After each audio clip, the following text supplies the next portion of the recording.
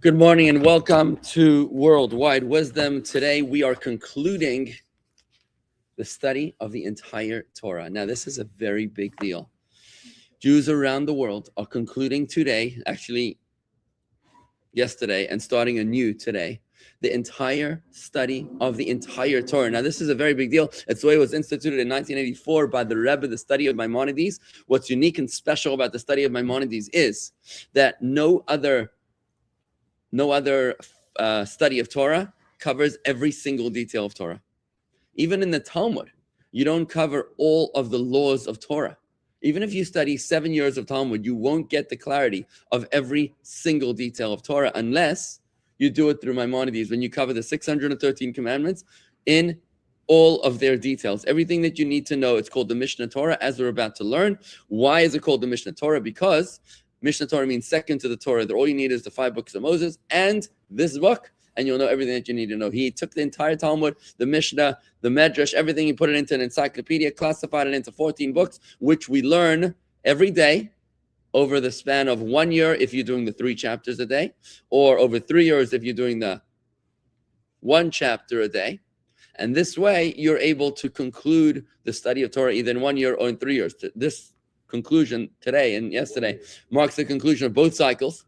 The 3-year and the 1-year cycle conclude, and they start anew today. And I want to highly encourage you to take this on for 2 very, very special and important reasons. Number one, as I explained in my writing a few days ago, the soul returns to this world. The Gilgul, reincarnation, happens when you have unfinished business, when you've not finished the purpose which your soul was sent down to this world, which is to fulfill the 613 commandments.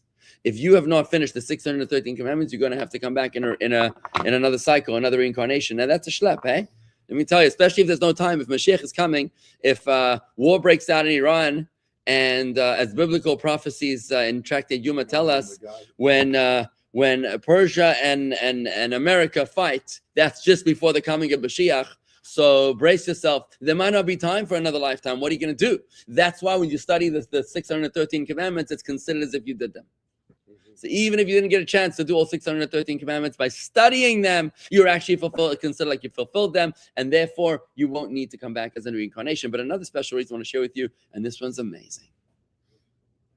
A Jew turned to his Rabbi Yitzchak from California, and he asked Rabbi Yitzchak, Rabbi, I need a miracle in my life. I need a miracle. Do you know somebody needs a miracle? I need a miracle. Yes, we all do. Who doesn't need a miracle? Sure. He said, I need a miracle. So he said, sure, I'll ask the Rebbe on your behalf. He goes to the Rebbe on behalf of this Jew in California, and he says, there's a Jew who needs a miracle. The Rebbe says to him, to Rabbi Yitzchak, tell the Jew that that's easy. That's easy. I'm paraphrasing. All you need to do is tell him to study the daily Rambam. It's a connection. And the Rebbe explains that the Rambam, the word Rambam, which means Rabbi Moshe ben Maimonides, an acronym, is also an acronym for a verse in the Torah portion a couple of weeks ago. Last week, I think it was, Revois Moifsai B'Eretz Mitzrayim, to promote, to advertise my miracles in the land of Egypt. Revois Moifsai B'Eretz Mitzrayim, to promote my miracles in the land of Egypt. When you study Rambam, said the Rebbe, you will experience miracles. You will experience miracles in your life. Study Maimonides, folks, like your life depends on it. I can tell you that's the way I do it. Sometimes it's 3 o'clock in the morning. I'm like this. I've had a long day. But I will not put my head on my pillow until I finish the Rambam. Rabbi Abraham Korf, the head shliach of Florida of blessed memory, he once said to the Rebbe, how can we do this? We do so much work, and I have to do more now. I got to do the Rambam. The Rebbe said, simple. Just don't put your head on the pillow before you finish the Rambam. And one final thing I want to say to you is that the Rebbe said also to many people that if you have debts to pay, you will not have any more debts if you don't carry debts on Rambam. Which means, if you learn the Rambam daily and you don't have a debt from last Tuesday or from yesterday or from 3 days ago that you didn't finish Maimonides, and you're carrying a debt on your obligation to study the daily Rambam, if you do every day on its day and you don't carry debts, you won't have debts in the bank. Can you imagine? Yeah, does that make sense? Tell that to your bank manager, right? business is failing. He goes to the rabbi and he says, I need a miracle to save me. Yeah. He says, she's going to be, open up the Torah, and whatever page you come to, that's the answer. Chapter 7. He gets to chapter 7. It's a good thing he didn't get to chapter 11. All right, good. So bottom line is, folks, this is why we study Rambam. Rambam is what connects us to our fellow Jews all over the world. It's what connects us to God. Imagine all the Jews connecting to God, connecting to Torah. There are 3 things that the Torah says that are unbreakable in the bond. Torah, Jews, and Hashem. 3 knots are tied one to another. Israel, the Torah, and Hashem. And how do we make that bond manifest every single day? In the study of Rambam. And you can do it as easily as in your inbox. You get it to your email inbox. You could go to, there's ways to do this. You could do it online. Go to Chabad.org. Just go to Chabad.org/Rambam. That's it, simple. Chabad.org/Rambam. That's free. You can get it on the app. There's an app here. This is the app. It's called Chayenu app. ChaYenu app. I think it's free over there. You can also subscribe to this book over here, to the Chayenu, where they send it to you in the mail. That costs a little bit of money. Not a lot of money. Less than a cup of coffee, much less than a cup of coffee. The Chayenu booklet, and you carry with you. It's awesome. You take it with you in the train. You take it with you on the bus. You take it with you when you're waiting at the doctor's office, and so on and so. What? They mail it to you. They mail it to you. Yes, it's a subscription. Sends you an email. See, look at that. Okay. I get it every day. Let us quickly conclude. Let us conclude the study of Maimonides quickly, and then we're going to start it anew as we're going to learn the founding principles of the Torah. Give me a few moments of here. Do not presume. This is the conclusion of the entire Maimonides. Do not presume that in the messianic age, any facet of the world's nature will change. There will be innovations in the work of creation. Rather, the world will continue according to its pattern when Mashiach comes. Although Isaiah states the wolf will dwell with the lamb, the leopard will lie down with the young goat, these words are a metaphor and a parable. The interpretation of the prophecy is as follows: that Israel will dwell securely together with Hamas, with the wicked Gentiles, who are likened to a wolf and a leopard. As in the prophecy of Jeremiah, a wolf from the wilderness shall spoil them, and a leopard will stalk their city. So it's just a metaphor.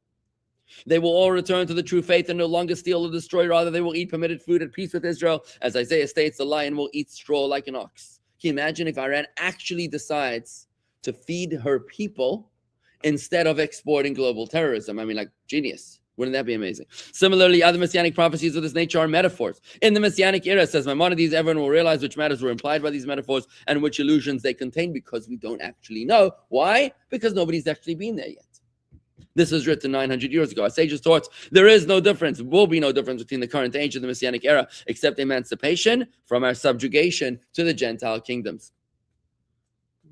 The simple interpretation of the prophet's words appear to imply that the war of Gog and Magog will take place at the beginning of the Messianic age. The war of Gog and Magog. Before the war of Gog and Magog, a prophet will arise to inspire Israel to be upright and prepare their hearts, as Malachi states, "Behold, I'm sending you Elijah. He will not come to declare the impure pure, the pure impure, or declare the impure pure. He will not dispute the lineage of those presumed to be of proper pedigree, nor will he validate the pedigree of those whose lineage is presumed blemished. Rather, he will establish peace within the world, as it states. He will turn the hearts of the fathers to their children." Here, there are some sages who state that Elijah's coming will precede the coming of Mashiach. All these and similar matters cannot be definitely known by man until they occur. For these matters are undefined in the prophet's words, and even the wise men have no established tradition regarding the matters except their own interpretation of the verses. Therefore, there is controversy amongst them regarding these matters, regardless of the debate concerning these questions. Either the order of the occurrence of these events or their precise details are amongst the fundamental principles of our faith. A person should not occupy himself with the agadot, which is the exegesis of verses concerning these and similar matters, nor should he consider them as essentials, for the study of them will bring neither the fear or love of God. Similarly, one should not try to determine the appointed time for Mashiach's coming. As sages declare, may the spirits of those who attempt to determine the time of Mashiach's coming expire. Rather, because they get too complicated, and they also create anticlimaxes and they create disappointments. Mashiach is going to come on May 14th, 1862. Came and went, and now what? Right? It's not good for business. Rather, one should await and believe in the general conception of the matter as explained. During the era of the Messianic era, once his kingdom has been established and all of Israel is gathered around him, the entire nation's line of descent will be established on the basis of his words and the prophetic spirit which will rest upon him. As Malachi states, he will sit as a refiner and a purifier. So this is what Mashiach will do. Almost finished. He will purify the lineage of the Levites, first stating he is a priest of defined lineage. He is a Levite of defined lineage. Those whose lineage he will not recognize will be lowered to the status of Israelites. This is implied by Ezra. The governor said to them, they shall not eat of the most holy things until a priest arises who will wear the Urim Betumim, that's a special iPad. From this verse, you can infer that the prophetic spirit will be used to define and notify the pedigree of lineage. Can you imagine if they tell you, by the way, you were a Kohen? You'd be like, oh, that's interesting. When he defines the lineage of the Israelites, he will make known their tribal lineage alone, stating he is from this tribe and he is from another tribe. He will not, by contrast, state concerning a person who is presumed to be of unblemished lineage that he is illegitimate or he is of slave lineage. He will not downgrade. For the law is, once a family has become intermingled with the Jewish people, they remain intermingled. And here we ended up. The sages and the prophets did not yearn for the messianic era in order to have dominion over the entire world, to rule over the Gentiles, to be exalted by the nations, or to eat, drink, and celebrate. That's not the reason. Rather, they desired to be free to involve themselves in Torah and wisdom without any pressures or disturbances so that they would merit the world to come, as is explained in Hilchos Teshuvah. And now the final law, in that era, there will be neither famine nor war, nor envy nor competition. For good will flow in abundance and all the delights will be freely available as thus the occupation of the entire world will be solely to know God. That's what we're going to be trying to do. Therefore, the Jews will be great sages and know the hidden matters, grasping the knowledge of their Creator according to the full extent of human potential, as Isaiah states. The world will be filled with the knowledge of God as the waters cover the ocean bed. This completes the Hilchas Malachim, the laws of kings, and the entire text. Blessed be he who spoke and the world came into being as a whole with all of its particulars. This concludes the 14th book, the book of Judges. It contains 5 laws and 81 chapters. Hilchas Sanhedrin, 26 chapters. Hilchas Eidos, 22 chapters. Hilchas Mamrim, 7 chapters. Hilchas Evel, 14 chapters. Hilchas Malachim, 12 chapters. Complete and perfect with praise to God, Creator of the world. Mazel Tov to those who have completed an entire study of the cycle of Maimonides, and we're about to begin it anew. So we're about to begin. Now let's take a look at the bird's eye view. We're going to start it right away. The 46th cycle of Maimonides, which starts right now. And I want to say that we're sitting in the presence of greatness.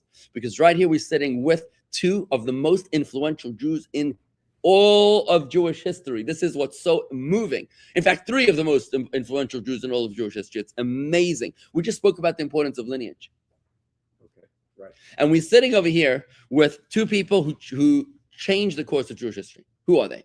One is Mr. Crew here, who's named after the base Yosef. He's not named after him, he's actually descended from him. Rabbi Yosef Karo Crew. Rabbi Yosef Karo. Rabbi Yosef Karo was a 16th century Jew who codified the Torah into the laws of what we have to do, not like Maimonides did it, which is in all times and in all places, but he did it in the times of exile.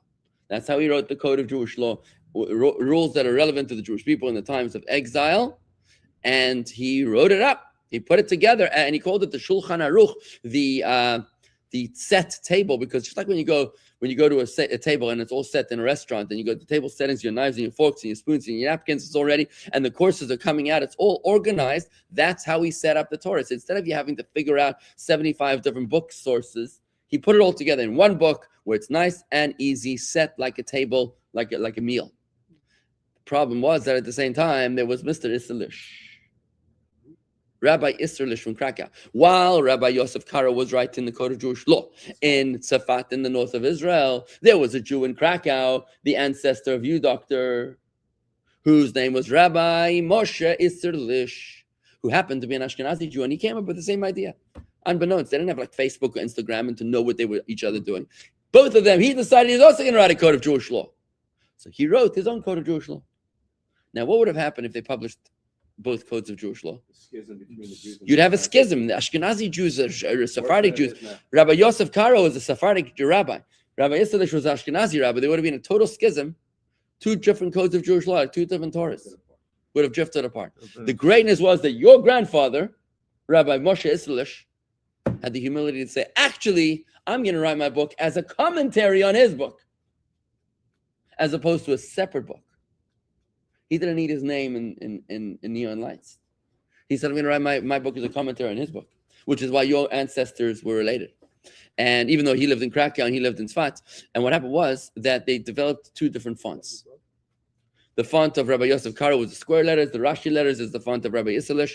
And there, when you study the Code of Jewish Law, you see the font like this is for the Sephardim, this font like that is for the Ashkenazim.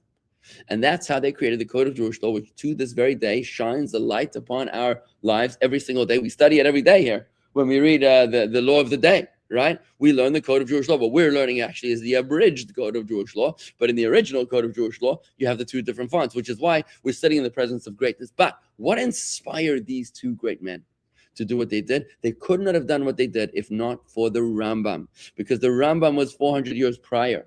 He was living in the 11th and 12th centuries. And he was the one who, whilst running away from the maniacal Almohads, who were the ISIS of their day, jihadis, he was classifying the entire Torah without a library. He had a library, but he was on the run. And he put it all together in a most organized fashion in the encyclopedia, which is the book of Mishnah Torah, which we're about to explain. And he did it in 14 volumes, which covers not just like the Code of Jewish Law, the laws relevant to exile, but the laws relevant to all Jews, all times, all places, 613 commandments. And now we're about to explore the helicopter overview of the entire Torah as we begin Maimonides all over again right now in the 46th cycle. Did the Rebbe do his own code of Jewish law? Did the Rebbe do his own code of Jewish law? The Rebbe, the Alter Rebbe did. You're talking about the Alter Rebbe. The Alter Rebbe, yes, the founder of Chabad, wrote his own code of Jewish law. What he did was very, very interesting, is that he took the, he took the three great codifiers, Maimonides, Rosh, and Rif. Rabbi Yitzchak Alfasi from Fez, Morocco. He took the Rosh and the Rif and Rambam, and he used them as a historical court. So he took their rulings and he went by by the majority rules. There are slight differences. There are absolutely slight differences. Now, if you want to follow along, folks, we are here in the Chayin on page 120, in case you want to follow along, right? So here we go. In the name of God, the Rambam's introduction to Mishnah Torah here goes. In the name of God, the Lord of the world. Today's study is sponsored by Corinne and Adele in loving memory of her son, whose 50th birthday is today. Michael Cala of blessed memory, Yitzchak ben Yosef Zev. Okay, so commentary here. Let's see.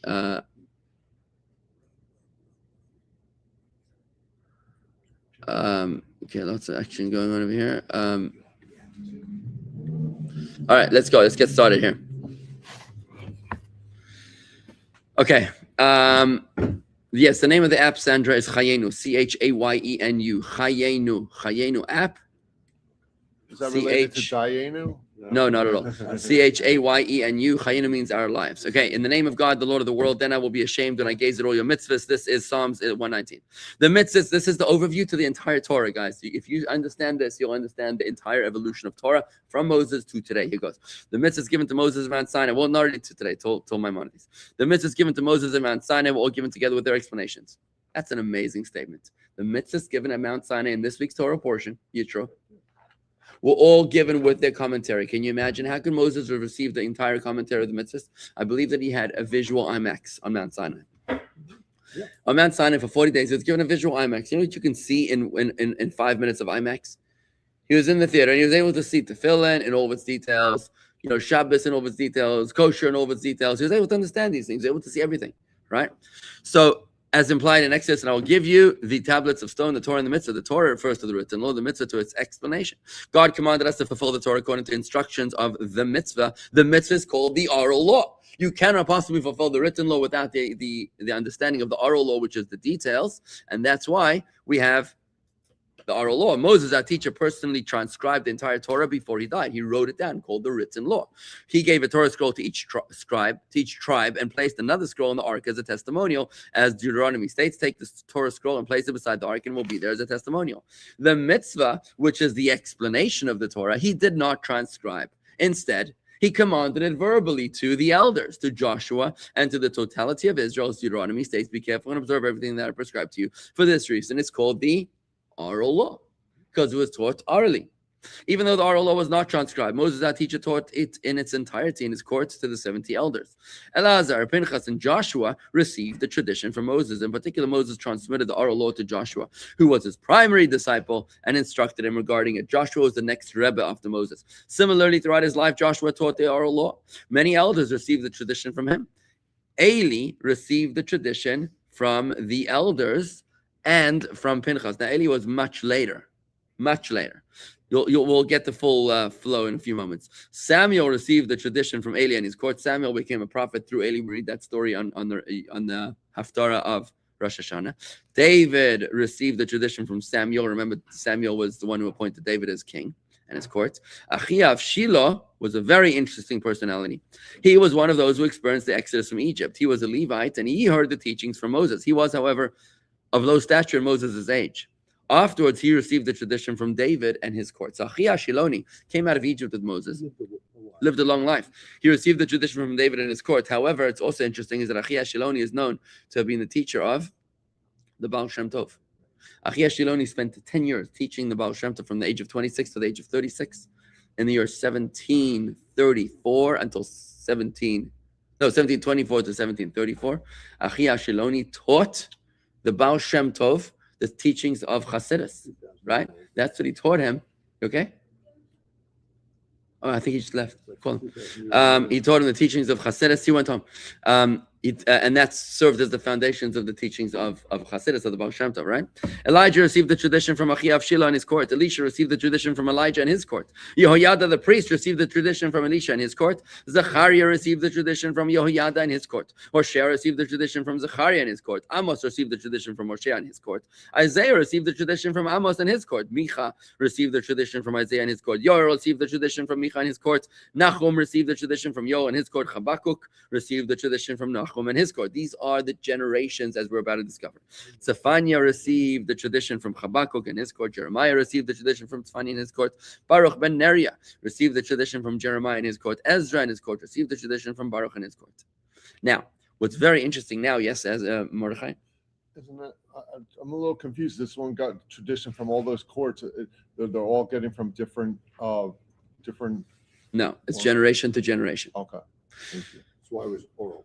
Right, it was oral Torah, which was passed down, and we know the exact names of each generation, the leadership, and we know the court of that generation, right? Can I ask a question? When we talk about oral Torah. Oral Torah, yeah. What Hashem explained to Moshe On Mount Sinai. on Mount Sinai. Explanation of all the details, yep. Okay. And then he in turn, that all got passed down. Those are the details. These are the details, exactly right, yep.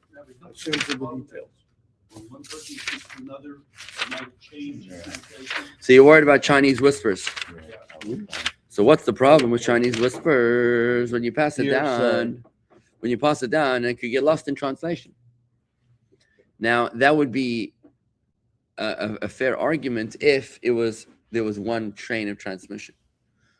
But imagine you have 1,000 people passing the same message from one point A to point B.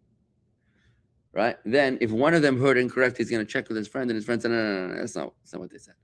And then check with another friend, then you get out of 1,000 people, you'll have more people hearing correctly than hearing incorrectly. Don't we have in the Talmud fights between two different rabbis saying, I heard it from my teacher, and the other person that I heard? One thing at a time. I just want to make sure. Do you understand what I just said, though? Yes. I want to make sure that that's clear.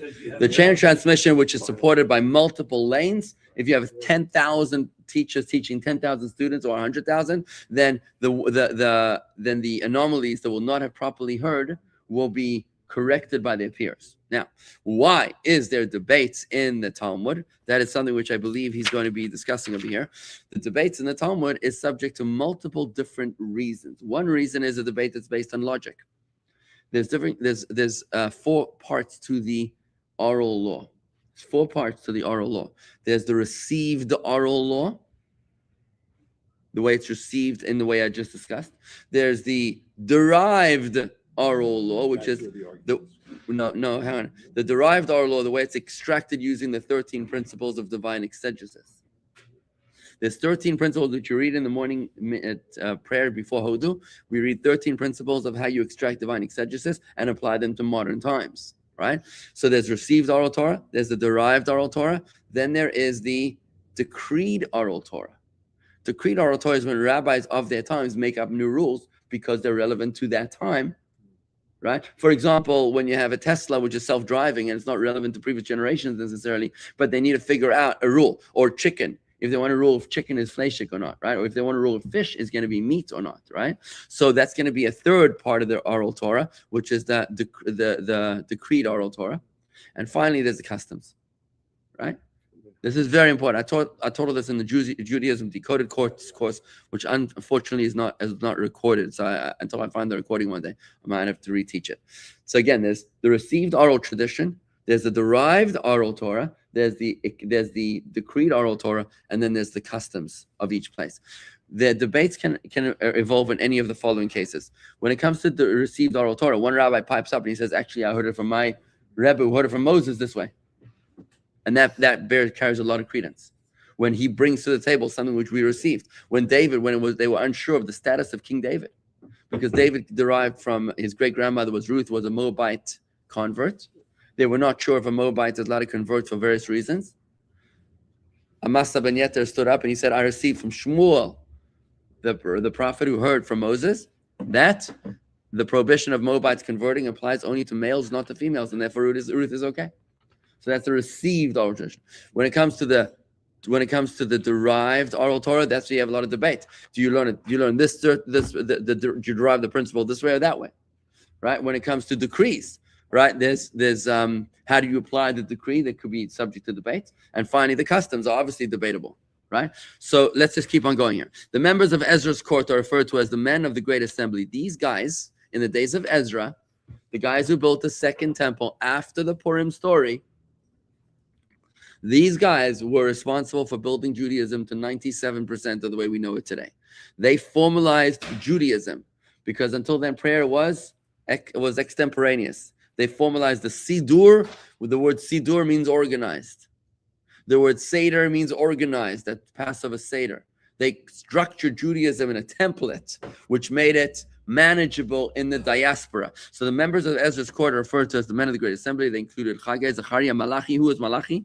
According to some interpretations in the Talmud, Malachi was Mordechai of the Purim story, yeah? They also found the custom of reading the Torah in public. Yes, they established the law of the custom of reading the Torah in public, right? Some people did it once, finished it once a year. Some people finished it once every 3 years, like the study of Maimonides, right?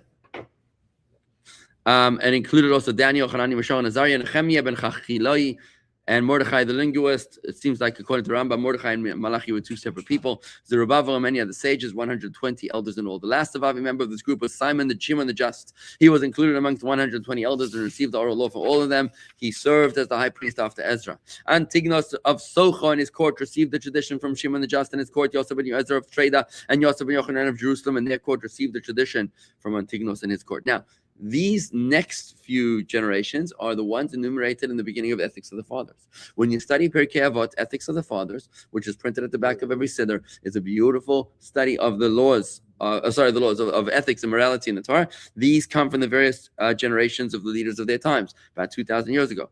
Yeshua ben Prachia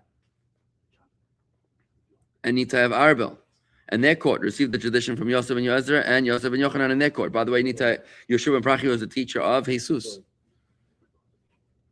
Jesus was a student of his who rebelled. Yehuda ben Taba and Shimon ben Shotach in their court received the tradition from Yeshua ben Prachia and Nitav Arbel in their court. These were contemporaries of Jesus.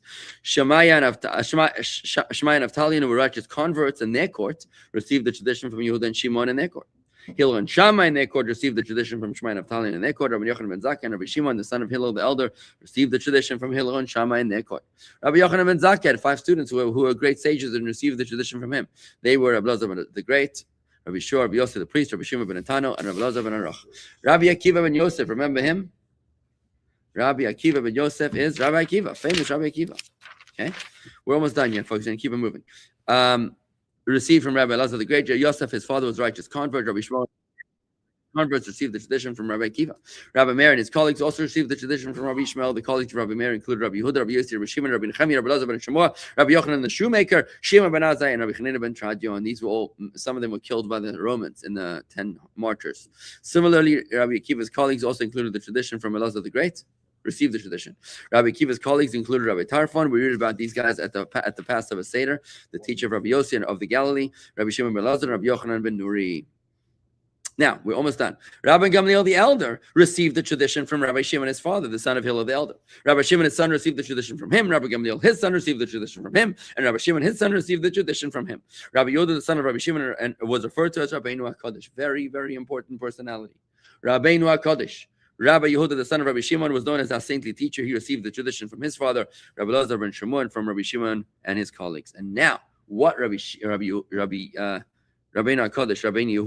did is that he was the first one to actually take all of these oral traditions received over the generations. I don't remember, I think there was 40 generations here. We'll learn about it in a moment. 40 generations we just read about from Moses until Rabbeinu HaKadosh, and he put it down in writing. So Rabbeinu HaKadosh composed the Mishnah. The Mishnah, that's the first time that the oral Torah was written down. This would be 40 generations after Moses. From the days of Moses, our teacher, until Rabbeinu HaKadosh, no one had composed a text for the purpose of teaching the oral law in public. Instead, in each generation, the head of the court of the prophet of that generation would take notes of the teachers which he received from his masters for himself and teach them verbally in public. Similarly, according to his own potential, each individual will write notes to himself of what he heard regarding the explanation of the Torah. Its laws and the new concepts that were deduced in each generation concerning laws that were not communicated by the oral tradition, but rather deduced, as I mentioned, derived using one of the 13 principles of biblical exegesis and accepted by the high court. So what the sages of each generation were doing with the oral Torah is not only receiving the Torah from the previous generation, but also they were explaining it. They were talking about the derived laws, which they extracted by 13 principles of divine exegesis. And of course, the new decrees that they were instituting. This situation continued until the age of Rabbeinu HaKadosh. He collected all the teachings, all the laws, and all the explanations and commentaries that were heard from Moses, our teacher, and which were taught by the courts in each generation concerning the entire Torah. This would have been about 2,400 years ago. From all these, he composed the text of the Mishnah. He taught it to the sages in public and revealed it to the Jewish people who all wrote it down. They spread it in all places so that the oral law would not be forgotten by the Jewish people. Why did he do this? Why did Rabbeinu HaKadosh make such an innovation instead of perpetuating the status quo? Because he saw the students becoming fewer, new difficulties constantly arising. Sorry, it wasn't 2,400 years ago. It was more like 2,000 years ago. He saw the students becoming fewer, new difficulties constantly arising, the Roman Empire spreading itself throughout the world and becoming more powerful. Remember, the reason why the seed of Jewish learning moved from Israel to Babylon is because of the rise of the Roman Empire, who made life intolerable for Jews in the land of Israel. About 1700 years ago, basically was the end of the flourishing Jewish life in Israel, because the Romans made it intolerable. So they figured that the Jewish people were going to start wandering and become dispersed to the far ends of the world. Therefore, he composed a single text that would be available so that it would be studied quickly and would not be forgotten. Throughout his entire life, he and his court taught the Mishnah to the masses. These are the great sages who were part of the court of Rabbeinu HaKadosh and received the tradition from him. His sons, Rabbi Shimon Gamliel, Rabbi Ephes, Rabbi Chanina ben Chama, Rabbi Chia, Rav Yanai Bar Kafra, Shmuel, Rabbi Yochanan, Rabbi Yeshua. Thousands and myriads of other sages received the tradition from Rabbeinu HaKadosh together with these great sages. Even though all of the 11 sages mentioned above received the tradition from Rabbeinu HaKadosh and attended his study sessions, there are differences between them at that time. At that time, Rabbi Yochanan was of less stature. Afterwards, he became a disciple of Rabbi Yanai and received instruction from him. Similarly, Rav received the tradition from Rabbi Yanai, and Shmuel received the tradition from Rabbi Chanina ben Chama. So what did these subsequent students do? As their teacher, Rabbi Yehuda, the Rabbeinu HaKadosh, the holy Rabbi Yehuda did, as he wrote down the Torah, they also decided to write down their own versions of the oral Torah. Check what happened. Rav composed the Sifra and the Sifri to explain the sources for the Mishnah. He felt that the Mishnah was too terse, was too short, succinct. So he wrote Sifra and Sifri to explain the sources of the Mishnah. Rabbi Chia composed the Tosefta to explain the subjects discussed in the Mishnah. Rabbi Yoshi and Bar Kafra composed the Braitot. We have the Mishnah and the Mishnah is what was written by Rabbi Yehuda, but the Braitos are the comments that were not incorporated in the original body of the oral Torah. Braitos are like tangential texts. So there was and Bar Kafra, who wrote the Braisos to explain the matters discussed in the Mishnah. Rabbi Yochanan composed the Jerusalem Talmud in Israel, approximately 300 years after the destruction of the temple. Amongst the great sages who received the tradition from Rav and Shmuel were Rav Huna, Rav Yehuda, Rav Nachman, and Rav Kana. Amongst the great sages who received the tradition from Rabbi Yochanan were Rabbi Bar Chana, Rav Ashi, Rav Asi, Rav Dimi, Rav Avin. Amongst the sages who received the tradition from Rav Huna, Rav Yehuda were Rabba and Rav Yosef. Amongst the sages who received the tradition from Rabba and Rav Yosef were Abai and Rabba. Both of them also received the tradition from Rav Nachman. Amongst the sages who received the tradition from Rava were Rav Ashi and Ravina. Mar bar Rav Ashi received the tradition from Rav Ashi's father and from Ravina. Now these are important to understand. Mar bar Rav Ashi and Rav Ashi were the authors of the Talmud. So the few generations we just read about now were the generations of the Talmud. Rabbi Yehuda the Great, Rabbi Yehuda the Prince, was the one who codified the oral Torah in the 2nd century. And it was in the 5th century that the Talmud is codified by these generations. And thus, I'm going to conclude over here. Thus, there were 40 generations from Rav Ashi back to Moses. From Rav Ashi, which is the closing of the Talmud, back to Moses. Right? Moses was 3,250 years ago. Rav Ashi in the Talmud was 1,600 years ago. These are the 40 generations, and we're just going to summarize them, but quickly. They were Rav Ashi, we're going backwards. Rav Ashi from Rava, Rava from Rabba, Rabba from Rav Huna, Rav Huna from Rav Yochanan, Rav and Shmuel, Rav Yochanan, Rav and Shmuel from Rabbeinu HaKadosh, Rabbeinu HaKadosh, who was the author of the Mishnah, received from Rabbi Shimon his father, Rabbi Shimon from Rabbi Gamliel his father, Rabbi Gamliel from Rabbi Shimon his father, Rabbi Shimon from Rabbi Gamliel the elder his father, Rabbi Gamliel the elder from Rabbi Shimon his father, Rabbi Shimon from Hillel his father, and Shammai, Hillel and Shammai from Shemai Naphtali, and Shemai Naphtali, and from Rabbi Yehuda and Rabbi Shimon ben Shatach. Yehuda and Shimon received from Rabbi Shimon ben Parachia, and Nitar Arbel, Yeshua Nitai from Rabbi Yosef ben Yozer, and Yosef ben Yochanan, Yosef ben Yozer and Yosef ben Yochanan from Antignos from Shimon the Just from Ezra from Baruch from Jeremiah from Tzfanya from Habakkuk from Nahum. Now we into the prophets. Nahum from Yoel from Micha from Isaiah from Amos from Hosea from Zechariah from Yehoiada from Elisha from Elijah from Achia from David from Shmuel from Eli from Pinchas from Joshua from Moses, and Moses, our teacher, received the tradition from God Almighty. Thus, the source of all the people's knowledge is God, the Lord of Israel. And this concludes today's chapter of the day. Good, you got it. And now the key here is, folks, what we learned today is that this was not sucked out of anybody's thumb. This is an unbroken tradition. We know the names of the people, unbroken chain of tradition. And by the way, you can look at my family tree, which does very much the same thing. It goes along this. If you go to jewishgardens.com/roots, you can see my family tree from my children back to Adam and Eve. 131 generations, jewishgardens.com/roots. You can check it out over there. Where, you think of Adam and Eve, you think of these personalities, Moses like Superman or Spider-Man. They're not. They're real people. It's complicated stuff. It's not complicated. It's actually very, very simple. And when you realize that the Torah that we study today is just passed on tradition all the way from Moses, who received it from God in Mount Sinai, you left to the question, so if we have the Talmud and the Mishnah, if it was written down by Rabbi Yehuda the Prince and the authors of the Talmud, then what do we need another book for? And that is what continues in tomorrow's Maimonides, who explains the significance of what he did. It's going to be much, much shorter tomorrow. So we'll take a look. We'll probably do the rest of it tomorrow, and we'll take it from there. The 40th generation to now, how many generations? From the 40th what? From the 40th generation. Yeah, that's tomorrow's Maimonides. Wrote it down to today. How many generations? Well, there's 131 from my kids to Adam and Eve. Right? So you could figure out that. Look at my family tree and you'll figure it out. I'm just wondering whether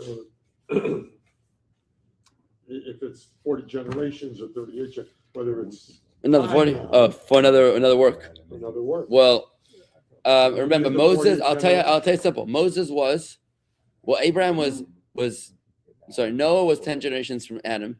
Abraham was 20 generations from Adam. Moses was 7 generations from Abraham. So Moses was 27 generations plus 40 would be 67. So it's 131 minus 67 is going to be the difference, to answer your question.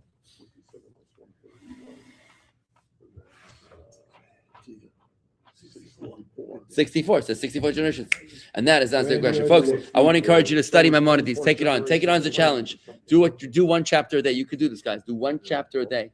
You can do this. One chapter a day. You can study it, and you can benefit the extraordinary benefits of the study of Maimonides. Thank you very much, everybody. Have a wonderful day. Chayenu.org, CHAYENU.org to subscribe, or to Chabad.org online.